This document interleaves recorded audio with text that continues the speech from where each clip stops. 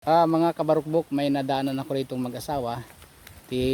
Tanungin natin dito kung ano ang hanap buhay nila. Oh. Kawawa naman sila. Mga kabarkuds.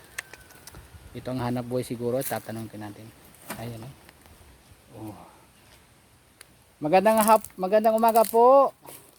Magandang umaga naman po. Pangalan ko po ay si Kabarukbok. Ako po naman si Arthur. Oh, kamusta po kayo dito? Ako si Minchi Quinto. Si Nanay Menchi at si Tatay Arthur. Kamusta naman po dito sa kalagayan nyo? Dito po kami po ang hanap buhay lang namin. Ganito pagkakayos na ng walis. Ganun po ba? Kung minsan ako nagtatapas ang niyog. I see. Ay, maitanong ko nga pala, ay may mga anak po kayo? Meron. Ay, malalayo ang anak ko. Yung iba nasa Mindoro, yung isa nandito. I see, okay po. Ngayon ay may nakapagsabi sa akin, pare magtapas ka ng niyog. Sabi ko, sige, miski malabo ang mata ko, okay lang. Kaya lang, hindi pwede ako mag-standby lagi. Kasi dito sa istambayan, walang pira dito. Ang pira nasa gubat. Tama po yan, tay. Tama po yan. Oo, tama yan, tay. I see, okay, sige. Ay, sa maghapon po tayo, nakakailang ganyan kayo? 15, 20. 15, ayos din pala, no? Ay, magkano naman po itong ganire?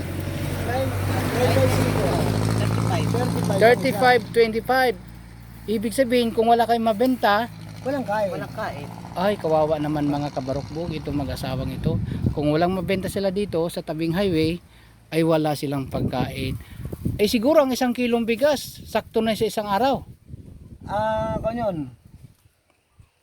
Ang kanin naman ito, kami nagsasayang ng kalahating kilo hanggang bukas sa tanghali na. Ay, opo. Ay, di kasi dalawa lang kayo, ano, Nay? Dalawa lang kami. Dalawa lang kayo. Kung minsan nagtatatlo kami. Tingnan yung mga kabarukbok, oh. Kawawa ang mag-asawang ito. Oh. Ito ang aming hanap buhay. Opo, yan ang Wala hanap buhay kaming nila. hanap buhay kundi lang ito. Oh. Pag hindi ako maglalako, minsan ako naglalako. Ay, tingni. Naglalako ako kung saan. Yan po nilalako hanap ng buhay mag-asawa. Yan ang ay siya, sige po. At pagbalik namin ay baka may pagpapalang ibigay ang Panginoon. At maibigay sa inyo. Dito lang sila. Maraming salamat po. God bless you. Okay, God bless you to. Okay, sige.